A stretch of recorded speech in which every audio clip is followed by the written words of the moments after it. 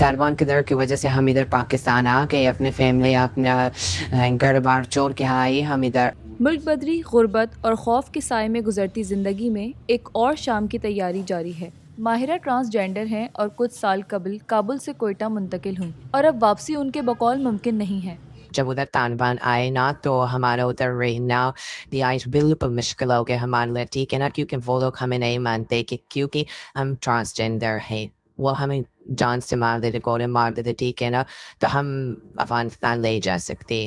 افغانستان میں طالبان کی حکومت کے بعد افغان LGBTQ کمیونٹی نے پاکستان میں پناہ لی ہے، لیکن یہاں بھی قدامت پسند معاشرے میں ان کا مستقبل غیر یقینی کا شکار ہے۔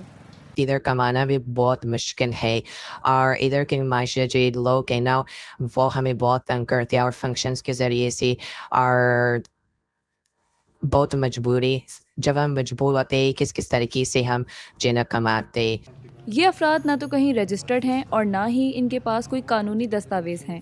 افغانوں کے بارے میں پاکستان کی انخلا کی پالیسی کے بعد انہیں ملک بدری اور پھر طالبان کے ہاتھوں مارے جانے کا خدشہ لاحق ہے۔ کوئٹہ سے بھی افغان مہاجرین کو نکالا جا رہا ہے، ہمارے پاس رہنے کی کوئی جگہ نہیں ہے۔ اگر افغانستان بھی جائے تو وہاں بھی ہمارے پاس کوئی جگہ نہیں، وہ ہمیں مار دیں گے۔ یہاں بھی لوگ ہمیں تنگ کرتے ہیں، پیسے کمانا بہت مشکل ہے۔ یہاں لوگ ہمیں غیر اخلاقی کام کرنے کا کہتے ہیں، ہم مختلف فنکشنز میں جا کر رقص کرتے ہیں اور یہی ہمارا ذریعہ آمدن ہے۔